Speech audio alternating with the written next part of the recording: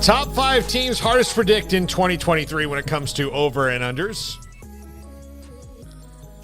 And this kind of wraps up the over-under series this week.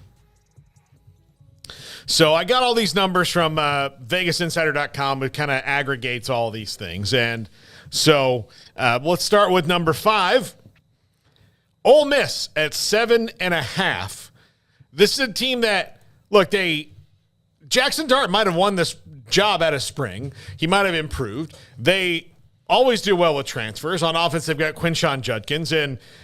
But, I mean, you could convince me that this is going to be a huge surprise run in the SEC West this year. Or after the first 3, well, I mean, they play Tulane in the second week, so that could be a tough one right off the bat. So after, then they play Georgia Tech, they play Alabama, LSU, Arkansas, and then in kind of this Auburn, Vanderbilt, A&M, Georgia, UL Monroe, and Mississippi State, you could convince me that they'll go under that and be maybe 7 wins or 6 wins because they might not be good enough. But I can't peg it. I think Lane Kiffin's, it's not like they're elite, but I think he's got them humming pretty good. Yeah, but I mean, you could also convince me that if one thing goes the wrong way for them, yeah. Okay. But they've got depth at quarterback.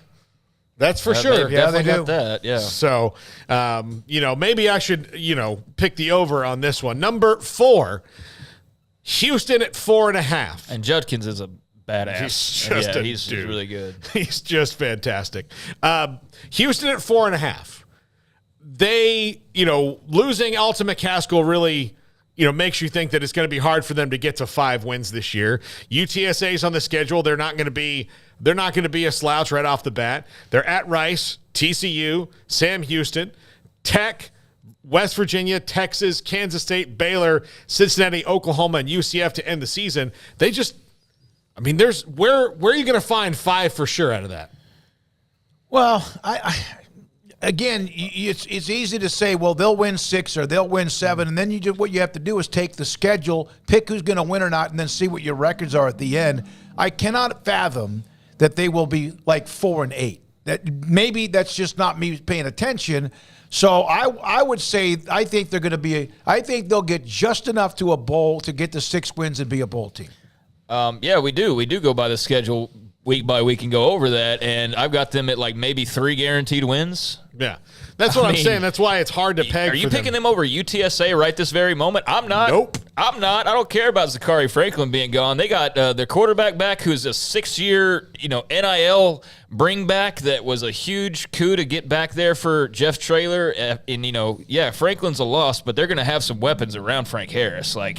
I have no doubts about that. They're going to fly around. I think that could be a loss for them right out of the gates. But, you think they'd beat Rice and Sam Houston, but all the Big 12 matchups, who the heck knows? Sam Houston won't be a gimme against that no matter who they were playing. Yeah. There's no gimmies outside of, I guess you could say, probably Rice. And that's even a road game. But I just think that they're better than we think as far as what they have on their roster. Yes, McCaskill being gone, but he wasn't part of it last year. Smith can either help you or hurt you. Yeah, but they lost Tank Dell. I get it. I get it. I just feel like there is enough in the cupboard for them to be a bowl team, and it won't be easy. They'll have to beat up and upset somebody, but I'll just say they're going to get the 6.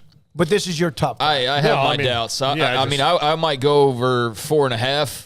But I wouldn't, if the number was 6, I'd really have to sit here and struggle with that. Okay. But 4.5, I'll give them 5 wins. But beyond that, my confidence starts to rapidly decline. And I don't think this is an indictment on Dana Holgerson and the roster. I think this is just crap or nothing. I think this is just they've hit this coming into the league at the not the best time for their roster. Okay. Had they done it a year ago when they've got Clayton Tune and Tank Dell and, when they thought they were going to have a healthy Alton McCaskill. Well, but they recruited those guys, so why can't they have just some that are just younger? Just not this year, I don't think. Yeah, I think that's the thing is they would have been better off to have those veterans rolling in. Okay. Like UCF does right now. Justin R. Houston spent the last 2 seasons playing the bottom teams of the AAC. They play better teams in the Big 12 next season. Good luck to them. Yeah, all right. We'll see. Number 3, UCLA at 8.5. This is a really good team last year, but they lose Zach Charbonnet. They lose Jake Bobo. They're one of their better receivers. They lose also DTR, their quarterback. So they've got to replace all that, and they might replace their quarterback with a true freshman, Dante Moore, who is very highly sought after, but he's still a true freshman. And Chip Kelly's done really well, but the first 2 games off the bat are Coastal Carolina and San Diego State, not slouches. Not slouches at all. Coastal's not a team I really want to play early in the season with Grayson McCall don't they coming have back. A new quarterback? No, Grayson McCall's back. He tried to leave. A coach? Yeah, they do. Yeah, they do. Yeah, they don't have Jamie Chadwell, but Chadwell's at Liberty now. Yeah. But, I mean, still, they're going to have Grayson McCall. I mean, yeah, I think UCLA wins that game, but, I mean, it is a schedule that gives me pause given all that they lost to go over and predict 9 wins for them. Yeah, especially in a year where the Pac-12 is going to be as loaded as it is expected to be at the quarterback position. Yeah, I think that's an extra degree of difficulty that wasn't as present last year.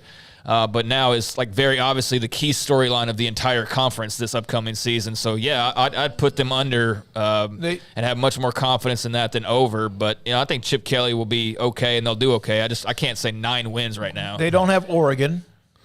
No. So there's one team but it's not like Oregon State's not really pretty good. They were like very competitive. That's the 3 game. That's the 3 game stretch. I think is going to be interesting for them. Is at Utah, Wazoo at home, and Oregon State, because that's the stretch of the 3 most experienced quarterbacks coming back, the 3 most experienced rosters coming back. So that'll be interesting to see if they navigate that really well. Then things San are going Diego fine. State might have a little something to say in exactly. week 2. They who knows by then where they going to be as far as what's coming up in the future at conference. Okay. Yeah.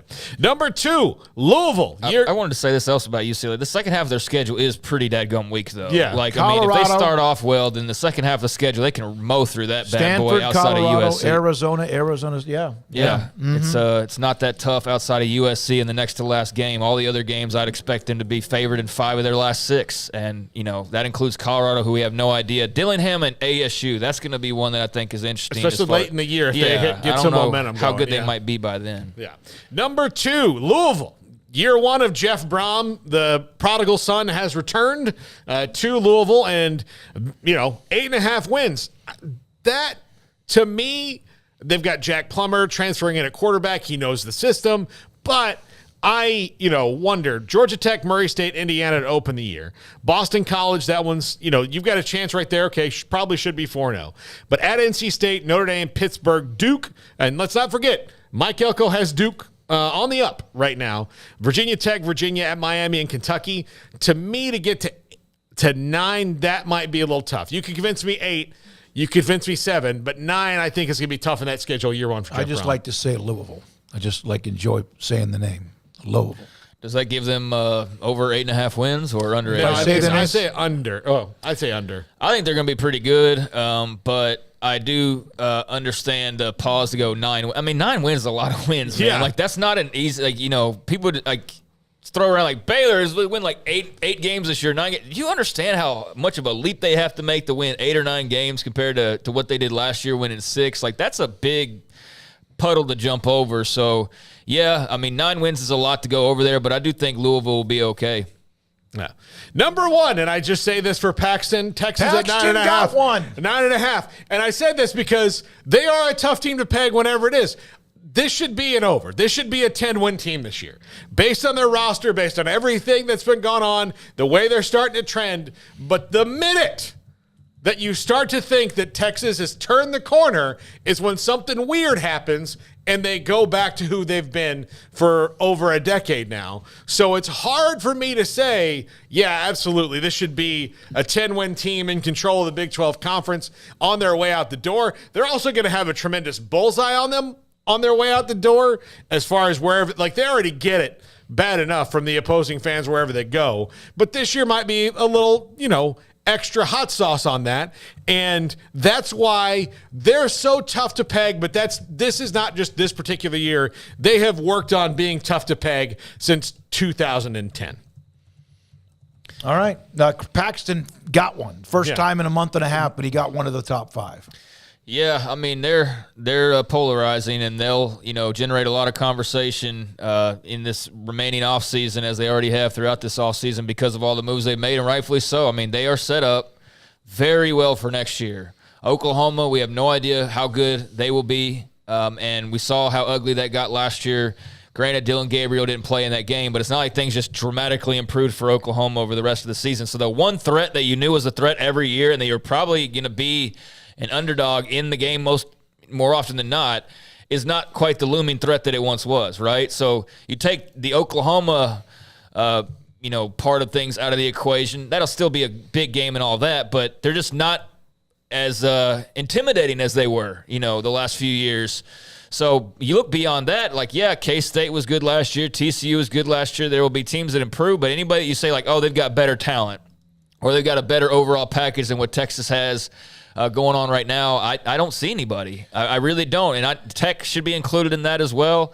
Tech, K-State, TCU, those are certainly teams that'll give them a run. But, if they're going to have the type of year that they're expected to have every single year, why is it not this year in particular with all the way the stars are aligned, at pretty much every position, the stability of coaching, Sark's not on a hot seat or anything like that, final hurrah in the Big 12, favorable schedule.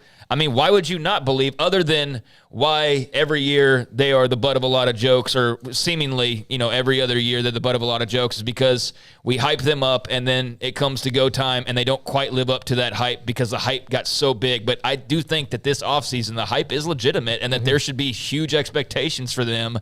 Not necessarily they have to be in the playoff or it's a bust, but dang right, I think they should win 9 games or more. And if you wanted to go over, I could believe that, because outside of Alabama, I don't see that game where you go, oh, yeah, that's a loss. If in fact it was 10, what would you do? I wouldn't go 10 because I just think that's a really high number, and that's not enough room for error. But, winning 10 games, yeah, I think they can win 10 games.